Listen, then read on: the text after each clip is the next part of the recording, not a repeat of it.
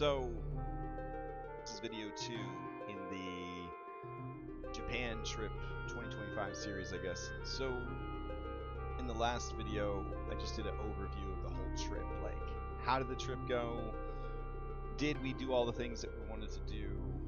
Was it a cool trip? Would we do it again? That sort of thing. So, yeah. So, if you want the broad overview, that was like the first video. There's also like a video before that I guess I should probably make like number issue 0 video. That's like we're going to Japan. Hope it goes well. So we could do like that. Anyways, but we'll still say that this is like the second video in the series. All right. I was there for like 15 days, and if you listen to the previous video, we did a lot in those 15 days. And I want to really dig into the stuff that we did because it was really fun. And I you know, if other people intend to take a similar trip, it'd be cool if they knew like what was cool and what wasn't cool, things like that. Yeah. So we're gonna start with day 1, which is like we'll say arrival day. But there was a lot that had to go into getting to day 1. So that's what I want to talk about. So I got this here. All right. So, planning the trip. Now, what you see here, these are the tabs of the Google document I made for the trip. There are a lot of tabs here. And some of the tabs do have comments and comment chains on them. Gosh, there's a heckler here. Well, anyways, my 15 days that I funded myself without having to be a mooching best friend. That's the trip I'm talking about. Anyways, all right. So my big kid trip that I planned and executed as a big kid without having to jump in on somebody else's trip. That's the trip I'm talking about. All right. Anyways, so it was a big document. There was a lot of planning that had to go into it. There were a lot of things that had to be planned. And I mentioned in the previous video that I'm not the kind of person that does these. I'm usually the tag along on somebody else's trip because they did all the hard work. And a lot of people I talked to were also like, yeah, our friend planned the whole trip, or my family planned the whole trip, or, I went with 3 friends and 2 of those friends planned the whole trip. So I was like, cool, but I have to plan the trip. So I talked to my sister, who is a doctor of travel.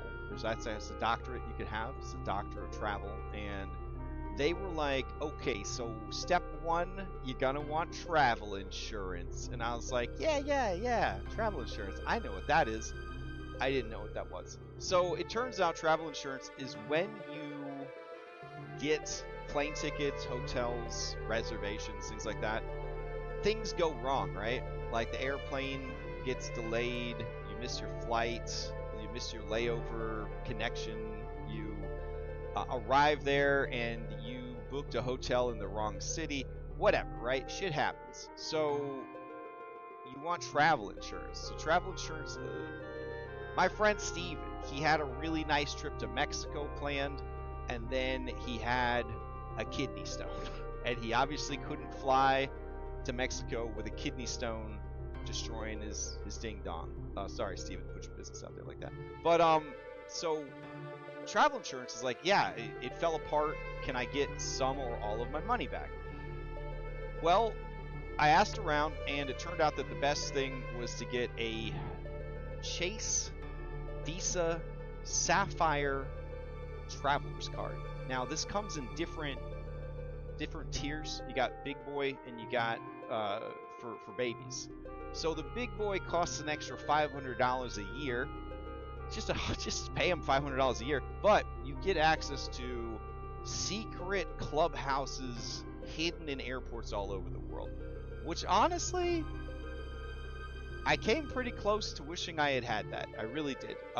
Basically, there's these VIP lounges where you can go and hang out, and like you're away from the rabble, I guess, and you can lay down and take a nap get like drinks and food and stuff. It's pretty cool. But it's $500. I was like, I'm taking this one trip this year and that's it. I don't think I'm gonna.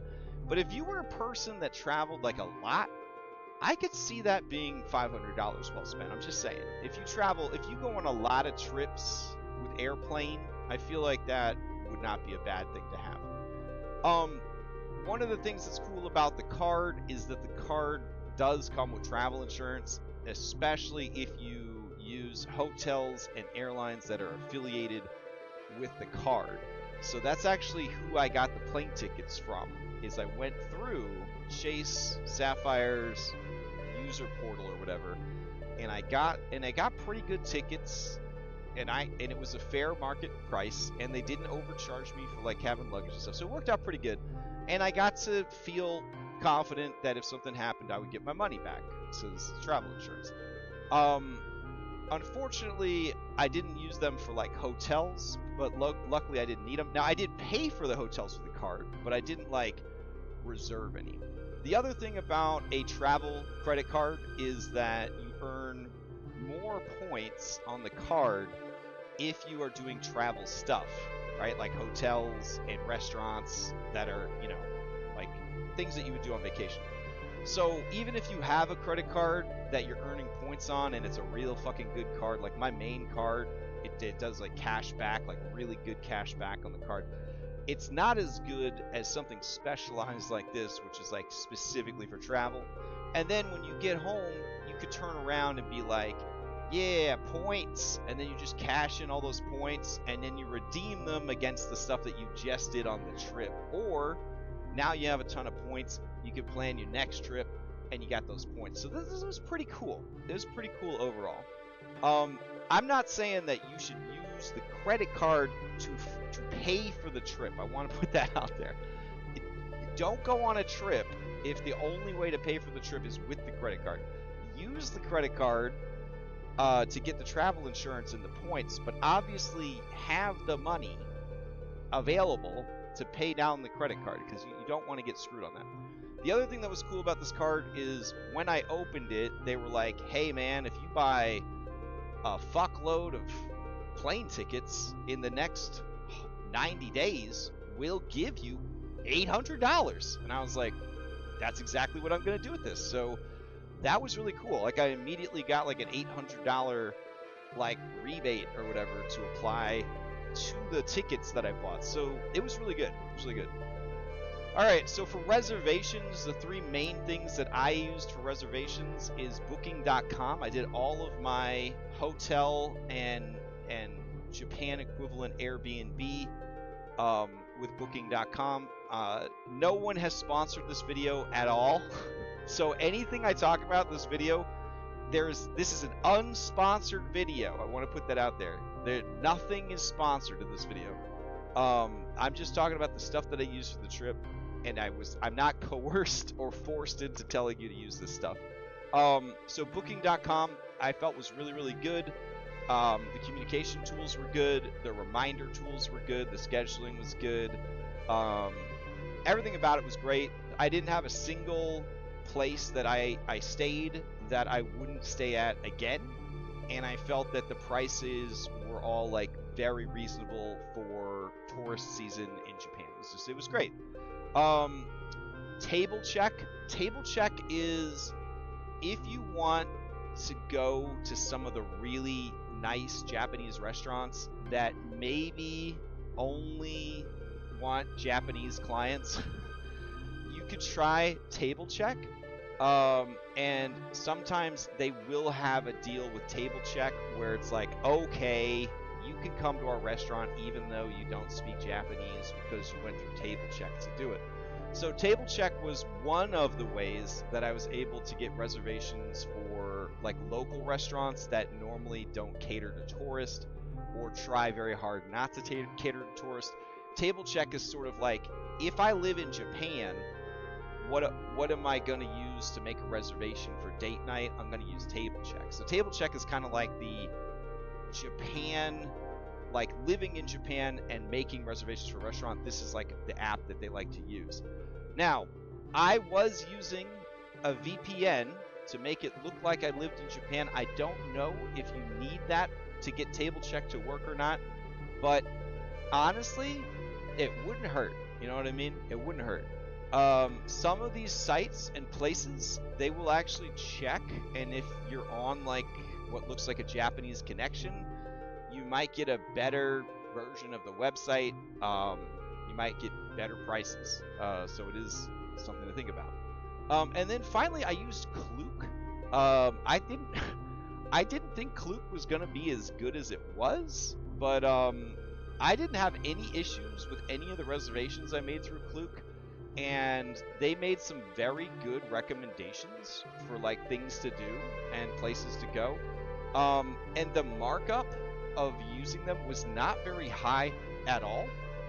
Now, some stuff would be cheaper if you went directly through the website or called the place and made the reservation stuff, but then you're calling Japan and having to have a conversation in Japanese, or you're trying to navigate a Japanese website, and despite the technological marvels of Japan, I would not say that websites and user experience design are something that they're interested in. Because the websites were pretty bad. For most of the stuff that I had to interact with in Japan online as like a Japanese, like, I guess I don't want to say person, but you know, user, even with the Japanese VPN, it was bad. The websites were pretty bad.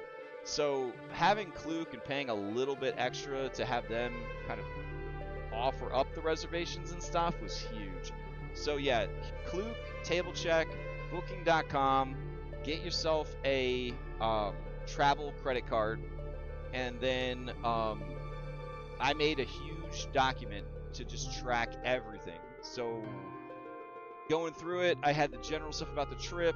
I had stuff for the stream that you're seeing right now, like, you know, what kind of stuff should we be paying attention to and looking for so that we could do the stream.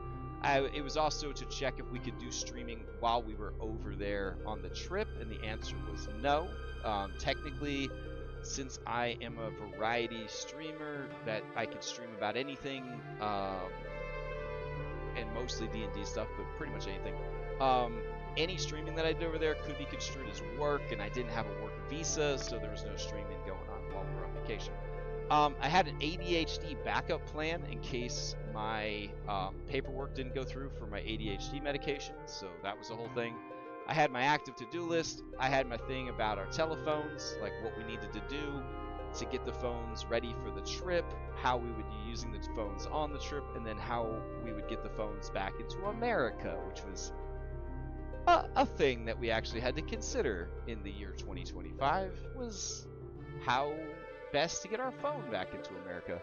Anyways, then there was a medical section to cover everybody's medical needs, medication. I had a subsection for tummy because I wanted to eat all the food over there, but you know, food allergies, you got to be careful about that kind of stuff. So it had some like, you know, supplements and probiotics and all that kind of stuff. I had a section just about the trains, how the trains worked, what trains we were going to use, that sort of thing. I had all of our flight information. No, I got to go back.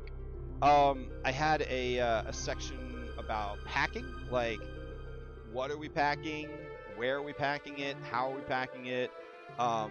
We had the restrictions from the airline that we had to keep in mind, and then we had information about luggage forwarding, which is a big deal in Japan, but it was not something that we got to take advantage of because luggage forwarding actually requires even more foresight and planning than I was able to bring to the trip.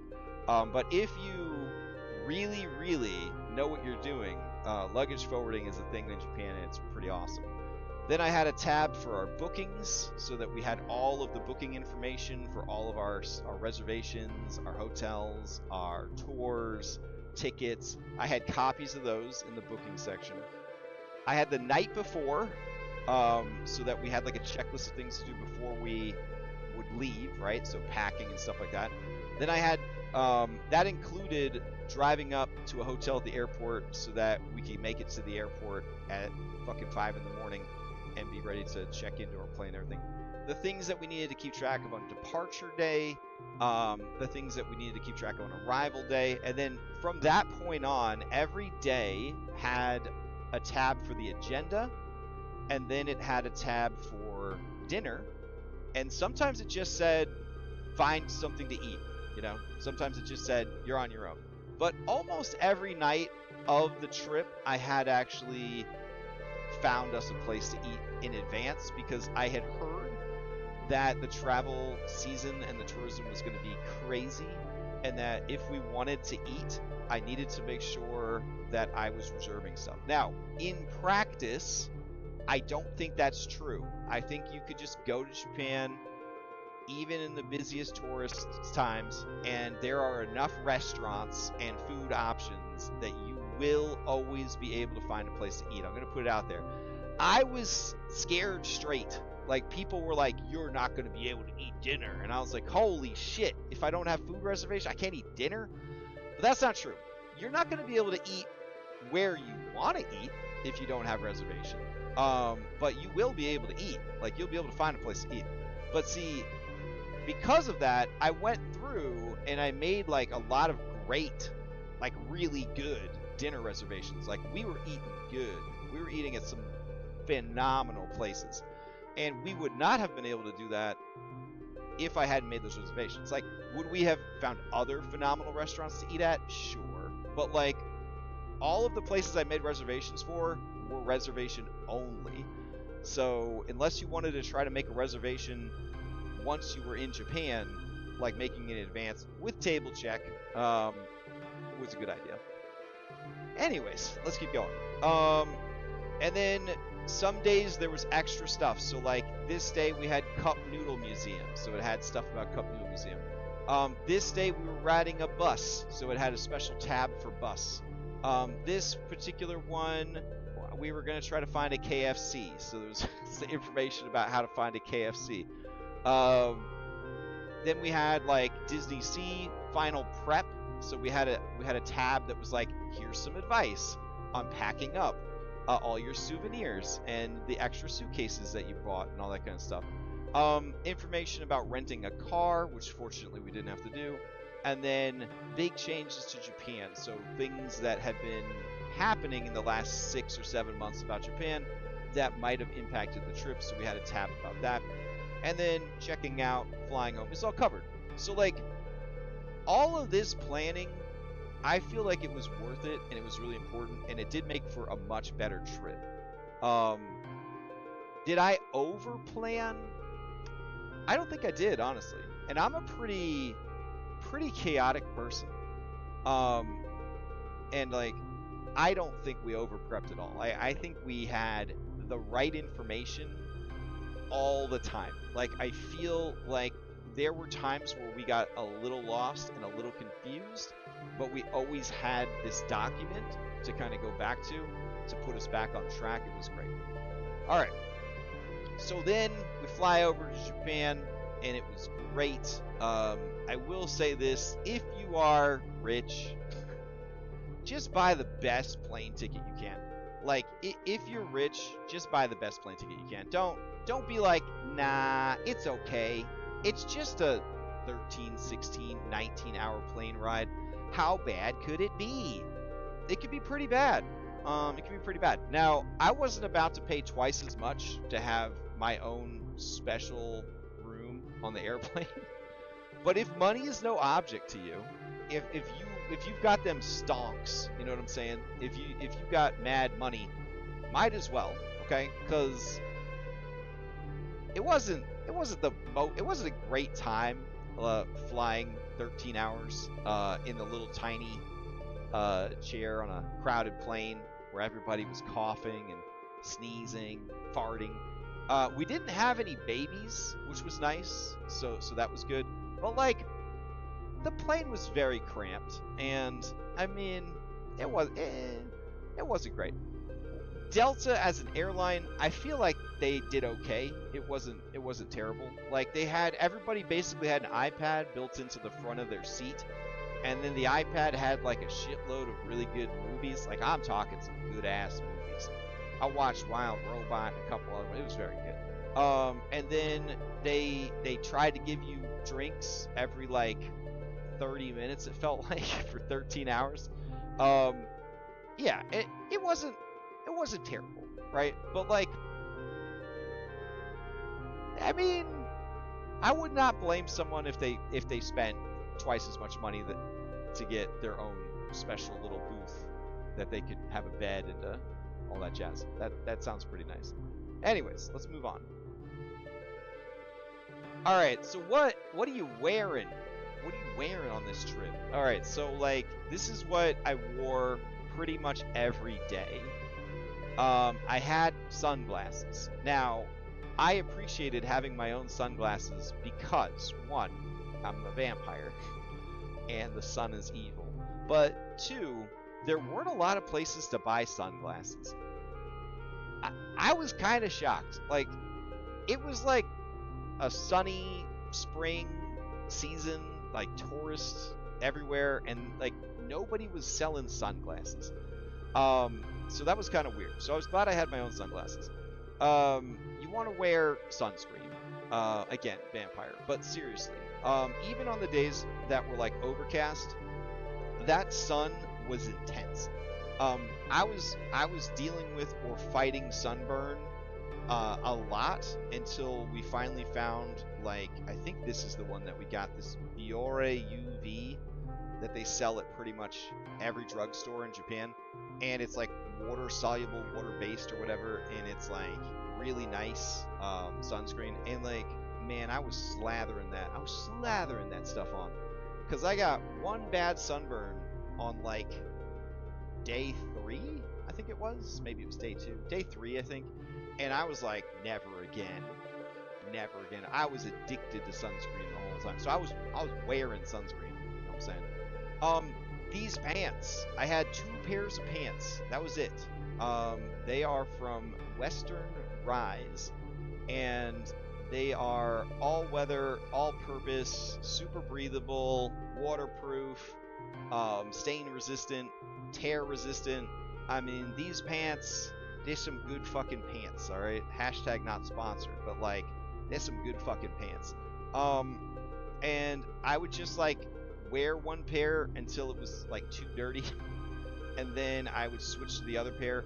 And then we did laundry during the trip because we didn't want to have a ton of suitcases to carry around. I picked up some brand new shoes for the trip, but I made sure to wear them in before the trip. So I picked them up like 3 weeks before the trip, and I wore them to wear them in, because you don't want to be hiking and walking around 10 to 20 miles a day, which is what we were averaging, in bad shoes, right? Or in new shoes, because that can be really bad too. And then socks, right? You want to have really comfortable socks. Featured here are compression socks.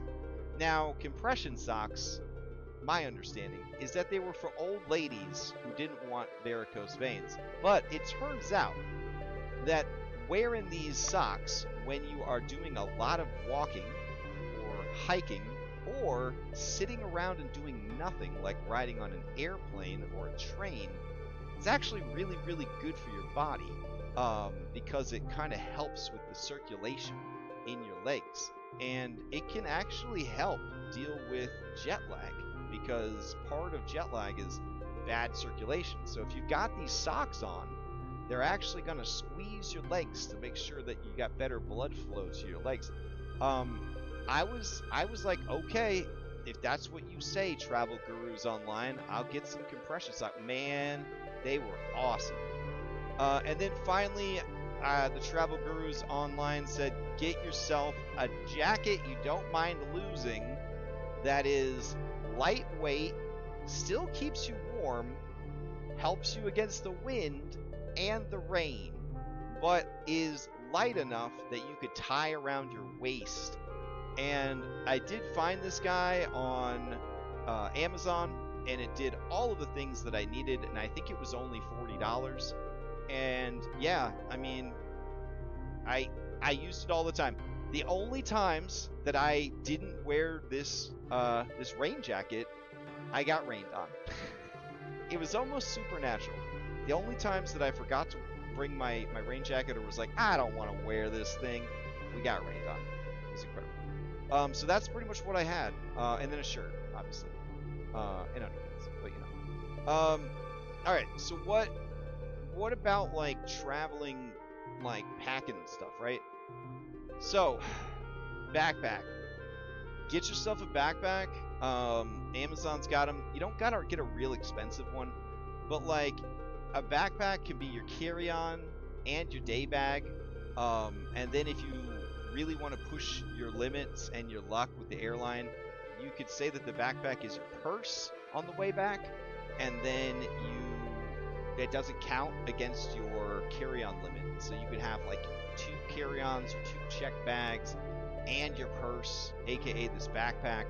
So you don't want to get a big backpack. You want to get a backpack that would fit under the seat in front of you on an airplane. You know what I mean? So that's definitely my recommendation. I use my old JanSport backpack. I wish I had just gotten a more modern backpack that had sort of like a framework to it. My JanSport backpack is like an old 1990s like indestructible canvas sack that you throw on your back.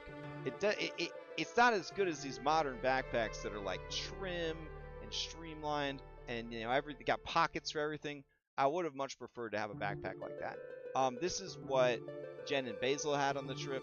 Not this exact model, but they had like a similar like this backpack is made for going on a trip, and it was really useful. I did, however, have this here fanny pack. Now, fanny pack for traveling, honestly, for life, but for traveling, it's worth it. Like, don't worry about looking like a doofus. Like, you're winning if you've got this. The fanny pack is the ultimate travel accessory. You got your wallet in here, right? You've got your phone in here. You've got your passports in here, because technically in Japan you gotta always have your passports with you. Some people will tell you that you can have a printed version of your passport, and we did have like color copy, like printed and laminated miniature passports that we kept on our person, but most places were like, I want to see the real passport.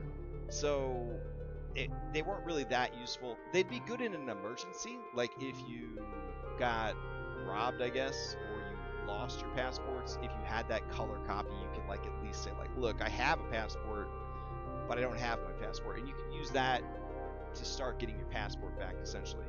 And you put your power bank in here. You could be charging your phone in the thing. I mean, I'm telling you, this was one of the most useful things was a fanny pack like this. If you don't want all that bulk, you could go with what's called a hidden wallet, and basically this goes inside your pants, and it hangs from like your belt or your belt loop inside your pants, and then you can put your passports and stuff in there. We got air tags for all of our luggage, and then we got an air tag for Basil that Basil wore around their neck like a pendant or whatever, in case they got separated. We could try to find our kid, basically. And then we got a bunch of these little bags. So in Japan, they don't have a lot of trash cans, and you're responsible for your own trash. Like, it's a big deal. If you watch anime and you see a character in anime that puts their cigarette butt on the ground, you know that character is a bad boy, right? You know that character is a bad bitch, because that just doesn't happen. You do not litter in Japan. But what if you are generating a lot of trash? Where do you put it? Well, you don't have any trash cans, so you have to basically carry your own trash until you find a trash can, which could take a while. It could take until you get back to your hotel, honestly. Also, when you go to stores, you always have to pay for the bag. And if you are the kind of person that doesn't like the in-app purchases of life, and you're like, I shouldn't have to pay for a bag when I go to 7-Eleven, well, that's why you would want to bring your own bag. Also, sometimes the bags that they gave you in stores were not like the best bags, or you just didn't want to carry around like 7 small bags. So having like a bag like this that you can just whip out of your backpack or your fanny pack, unfold it, and now you got a nice bag to carry things, very nice. Did we need to buy these in advance? Probably not. They were sold everywhere, and because they're so popular over in Japan, there was like so many cool ones that you could get with like designs and Pokemon and all that kind of stuff. All right, let's talk about suitcase. This is the suitcase that I bought while I was in Japan. It's the limited edition Pikachu Ultimate Traveler, built-in luggage locks, ultimate deluxe suitcase, not sold outside of Japan, Pokemon Center tie-in exclusive, purchased at the Don Quixote in Osaka, Japan.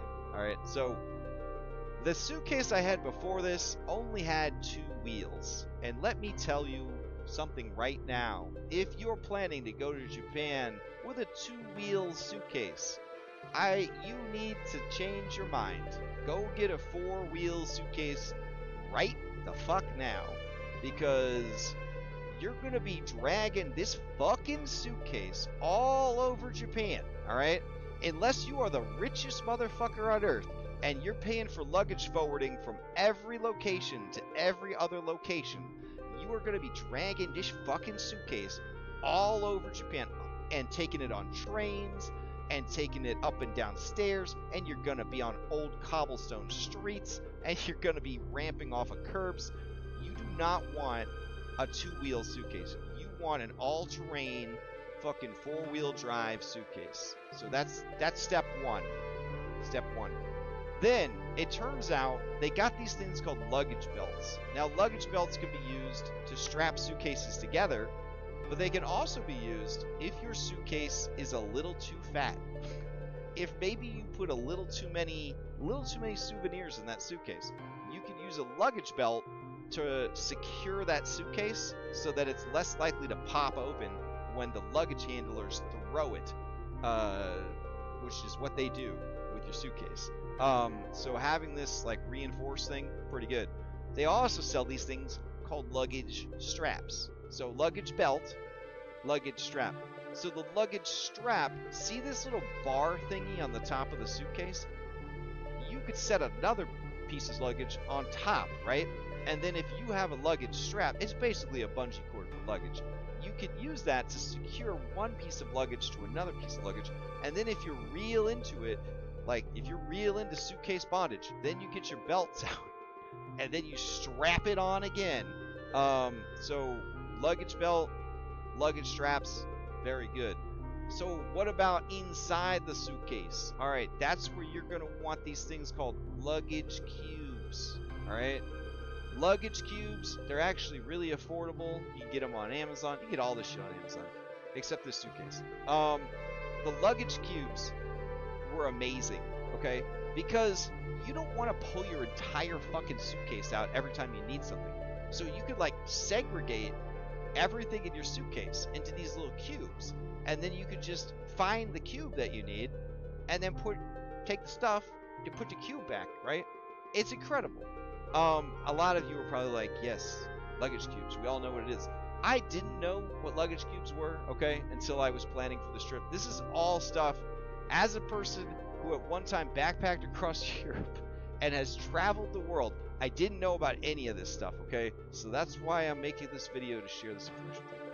So the last thing is luggage tags. So with your luggage, you want to have a luggage tag inside the luggage, and you want to have a luggage tag outside the luggage.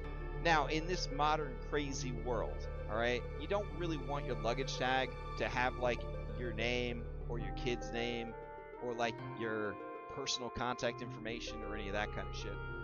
So what I did is I made luggage tags that had a QR code, because Japan is crazy about QR codes. And it said, for more information, right? Like, and so if they scanned it, they went to a Google site, and the Google site said, hey, I'm an American traveling in Japan. Here's photographs of all my luggage, so you know this is legit. I'm going to be staying at these hotels on these dates. So if you find my shit and you want to try and track me down, here is my contact information. And I didn't use my normal phone number. I used a burner phone number that I had for the vacation. And then I didn't give my home address. I just gave my email address. But I said, like, these are the hotels where I'm staying. If you want to try to get me my luggage back, I'd really appreciate it. And so that's what we used, is we had these QR codes on all of our luggage that you could scan it and just know, like, oh, these are the people whose luggage this is. Fortunately, we never had to do any of that, but that's what it was about. So we had luggage tag on the outside, luggage tag hidden inside, either in the lining or just tucked into like one of the luggage cubes or whatever. And then also hidden inside was the GPS tracker, the air tag or whatever. All right, so what about packing just for the airplane? What do you need if you're gonna ride? Well, first you get to get those compression socks I mentioned before, but you're probably gonna want some neck support. If you are a child like me, then you will pick up a little dinosaur snake or whatever. If you are a grown-up, maybe you get like a real nice one that goes like all the way around your neck, so you support your neck while you're trying to sleep. Again, unless you pay in double to have your own bed on the airplane, you're probably gonna want to sleep a little bit on the plane, and having some support for your neck, not a bad idea. Also, it's dark on the plane, but maybe it's not dark enough. You could get yourself a sleep mask. Maybe there is a baby on your plane and they won't stop crying, or maybe everyone on your plane is just coughing and sneezing the whole time and making you paranoid that you're going to get COVID. Well, you could put on some soundproof headphones to kind of drown that out. So if you do soundproof headphones and the mask, you get your neck supported, you just sort of go into like a trance, you know, like Geralt of Rivia. You can just kind of, and then when you open your eyes, the plane ride's over. If you are the kind of person who gets airsick, I know this sounds crazy, but my friend heard that I get airsick, and they were like, you should try motion sickness bands. And I was like, okay, I'm sure that will work. Wink. There we go. And she's like, no, I know it sounds crazy, but they really do work.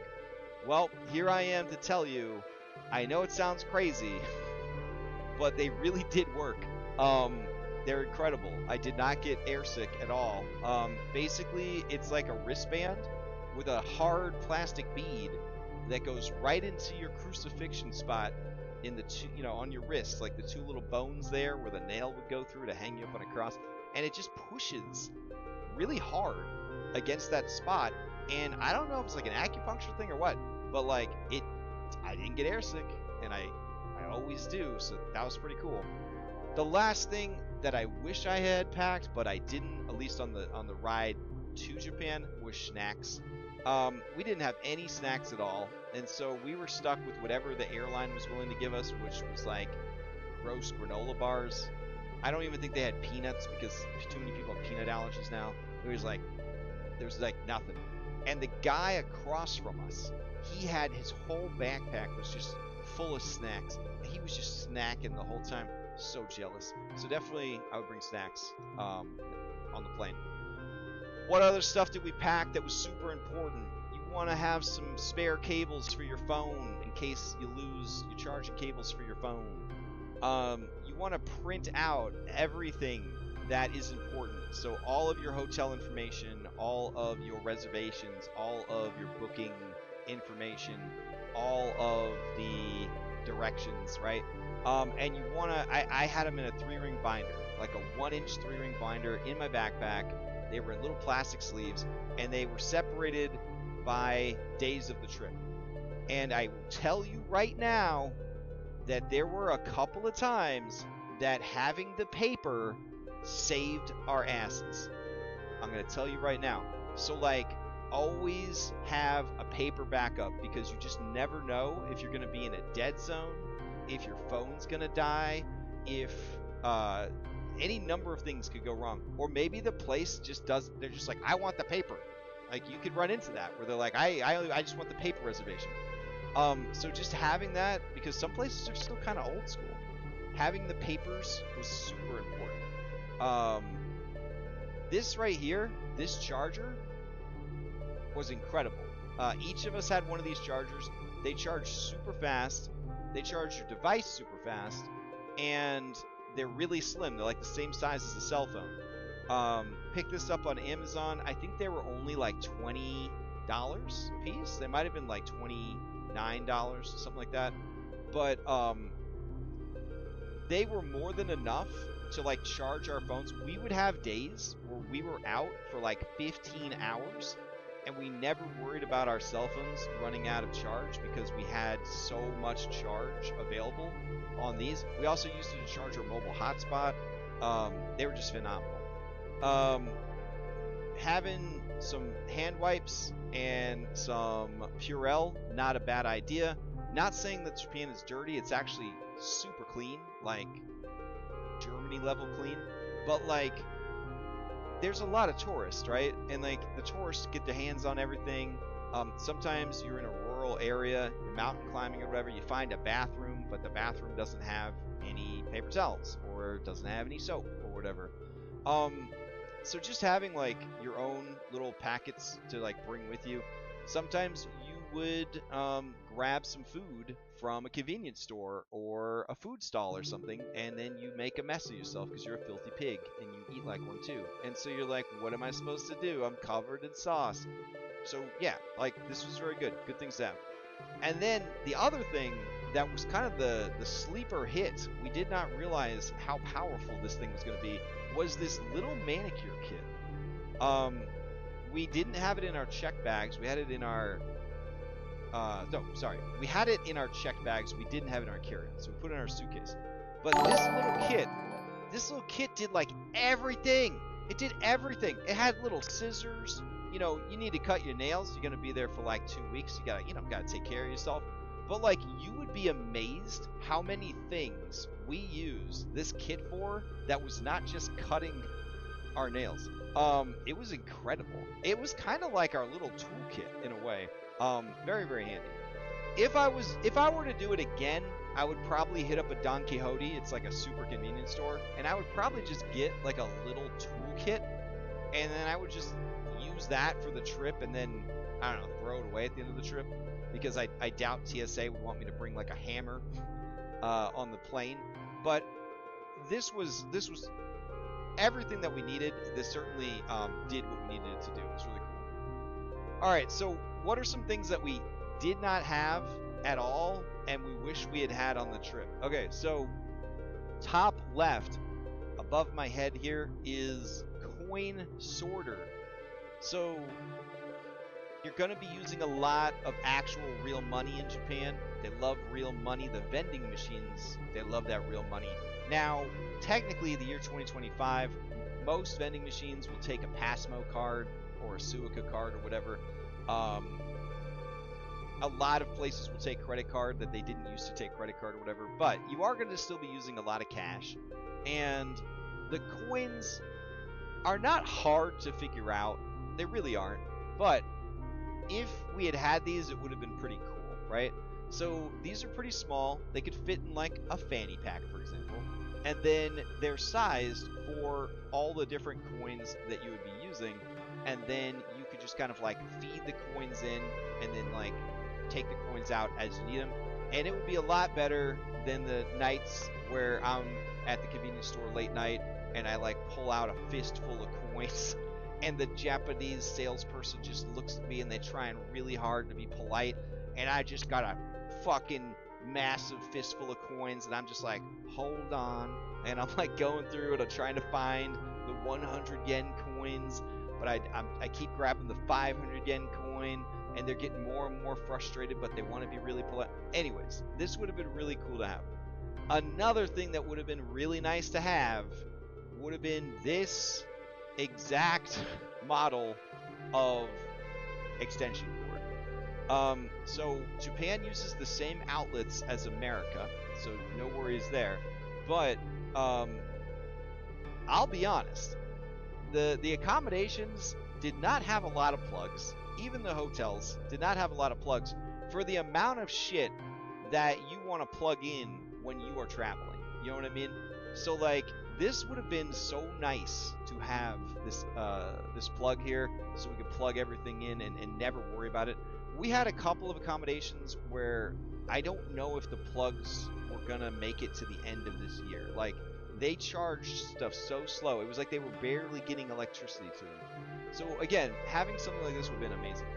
Another thing that we wish we had had was a printed out card with Japanese phrases. The reason for this is sometimes we just didn't have data, like signal on our phones. And sometimes you don't want to have to bust out the Google Translate for fucking everything.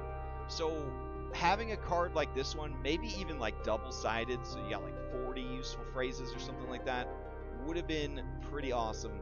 Just to kind of like, you could even review it, you know, when you're bored. You like pull it out of your fanny pack or your back pocket, and you kind of practice these phrases. In Japan, if you try to speak Japanese, except for Kyoto, if you try to speak Japanese, they're going to be so happy. They're going to be so happy that you're trying to speak Japanese, and they're going to be even nicer than they normally are. And it means that much to them that you would actually put in the effort to try to speak any Japanese at all. I only speak like 20 different words of Japanese, and I think that includes the numbers 1 to 10. So like this, it does mean a lot to them if you're trying to, not in Kyoto though, but everywhere else in Japan, they really like that. In Kyoto, they just want you to leave. They just want you to just go away. But everywhere else, anytime you try to talk, so like this would be a great thing where you're like on a train, you're bored, you're on a taxi, you want to practice. Like having a card like this, like double-sided card, with like maybe top 50 phrases or something like that, would have been awesome.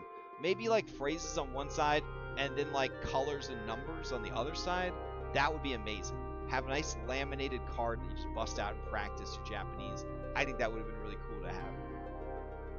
Alright, so then we make it to Japan, we make it to the airport, and this is the airport in Japan. Now, everything that we needed was in the airport. And I will tell you right now that the customs experience was delightful. I thought it was going to be kind of a hard time, because I had a special form from the Japanese Narcotics, National Narcotics Division or whatever, that said this person is allowed to have ADHD medication, they're not a drug dealer. And so I was really nervous about how that was going to go down. And just forms, bureaucracy in general, I was really nervous about it. The combination of cutting-edge modern technology and very, very professional and polite, you're not going to believe the words I'm about to say, very professional and polite airport employees. Now, Americans are like, that's not possible. There's no such thing. No, it's true. It's true. There was like, at one point, like 3 different people were like, how can we help you get into Japan? Let's do this together. Like, they were like herding people to like the robots, helping them with the robots. The robots were like, whatever we need to do to get you into Japan, baby. And then at one point, I pulled out my phone with like the translation or whatever, and I had it say like, you know, hey, I have drugs. I need to talk to somebody about my drugs, right? And then they were like, oh yeah, you're gonna go over here. And when I got there, they were like, they say you got drugs, and I was like, yeah, here's the paper with the official signature and the seal and all that. And they were like, oh, that's cool. Welcome to Japan. It was super easy. After we got into Japan, the train station is connected to the airport. So that was great. So we had to go get our train card, and we had to get our Wi-Fi. So we found a machine that did Passmo card. You could do a Suica card, but it only likes iPhones, which is fine. I don't have an iPhone. And the Suica for iPhone can only be done in Japan. I don't know if they changed it that you have to have a Japanese iPhone or not, but maybe. The Suica cards are also like frequently sold out because of the over tourism. The Passmo cards are not. They're kind of like the Pepsi to the Suica cards, like Coca-Cola. But we got our 3 Passmo cards from the machine. We filled it up with 3,000 yen each, which is the minimum that you have to do to fill out the card. It costs 500 to get the card. So as of this video, I think 1,000 yen is like $7 American dollars. So it was like $3.50 to get the card, and we used the card the entire time. And you don't get to like refund any of the money off the card, so you never want to like overfill the card, but you can use the card for like trains. I think you can use it for buses, depending on the bus, and then you can also use it to use vending machines. So the Passmo card's pretty hype. Some stores will use the Passmo card also, so you can use it at like 7-Eleven and Family Mart and Lawson's, and I think some of the bento box places in the train station also take the Passmo card. So it's pretty fucking cool. But you do have to have a Passmo card, and it's such a part of their culture that like everywhere you go, you can buy special like badge holders like for your Passmo card, which I think is really cool. So then there's like the internet situation. Are you bringing a phone? Is your phone going to be roaming the whole time? This is the kind of stuff you want to check in advance. How much is roaming?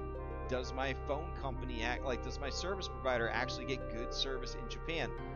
If you've got T-Mobile, you're going to be fine in Japan. If you've got Verizon, it'll be like hit or miss.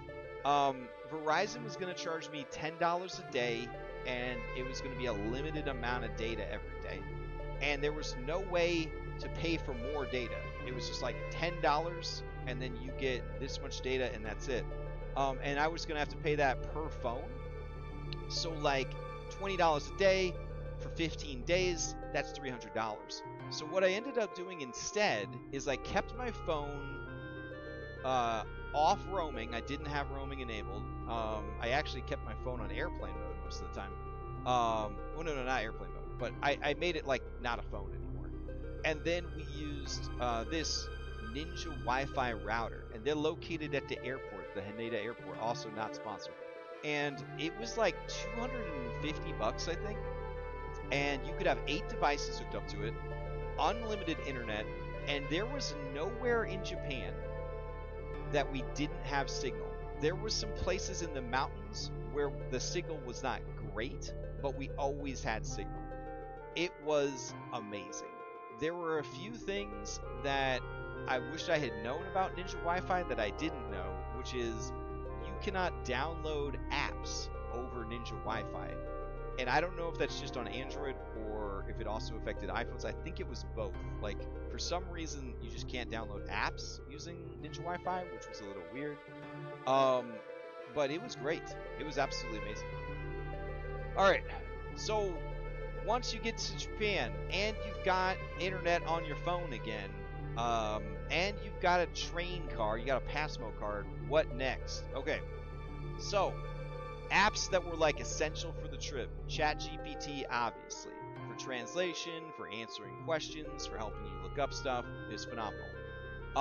Google Maps with offline maps enabled. So before I left America, I went to Google Maps and I downloaded the local maps of all the places that we were going to go, because then if we had bad signal or no signal, Google Maps would still work because it could access the local map data.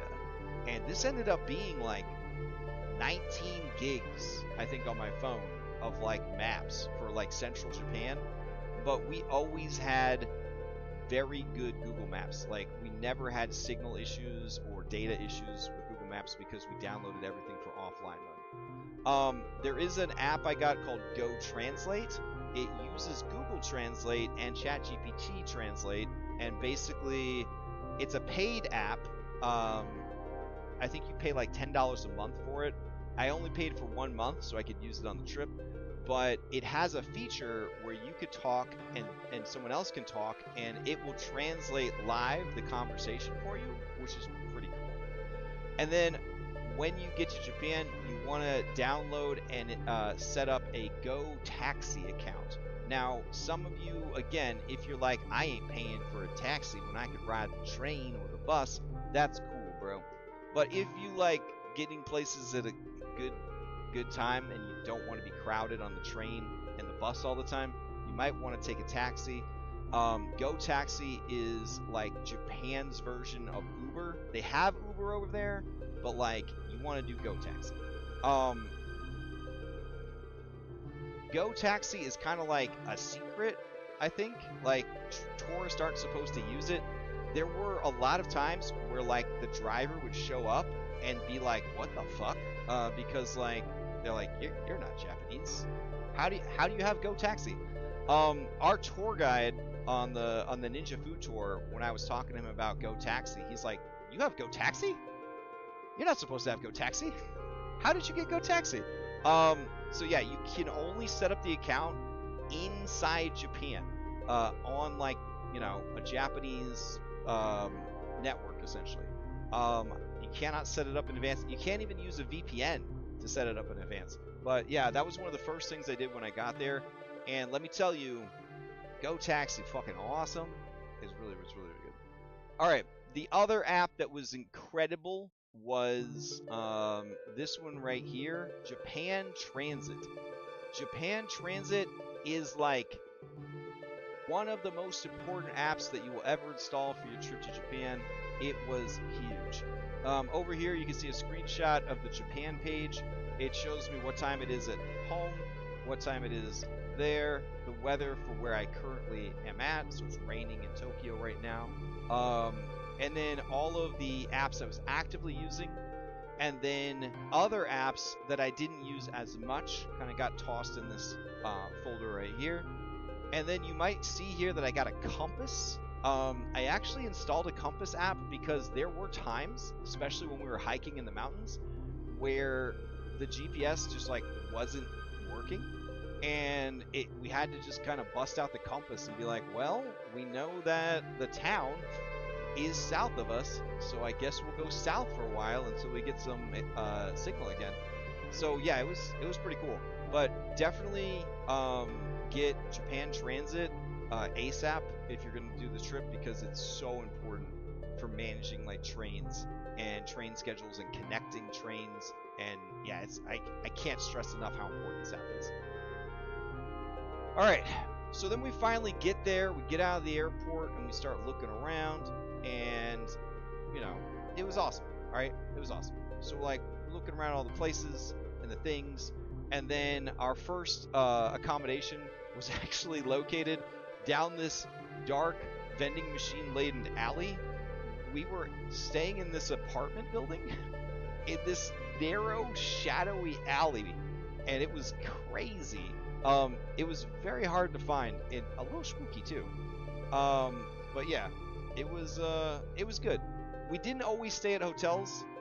In this instance, we stayed at like an Airbnb equivalent, not an actual Airbnb, but you know, like something through Booking.com that was basically an Airbnb. And it was great. Like the owner was very helpful and communicated with us. And I will say this: everywhere that you stay, they need like fresh passport photos. So like every time we would get somewhere and check in, whether it was through Booking.com or it was through the front desk of the hotel, you always got to have those passports ready, and they want those real passports. They don't want those paper passports that everybody tells you is going to be okay. So yeah, it was very interesting. And then that is pretty much our first day, like planning the trip, executing the trip, getting there, and getting to our lodgings. So the next time I stream, we'll talk about day 2. We did a ton of stuff on day 2.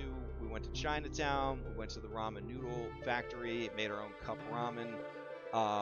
We did a lot of just walking around the city.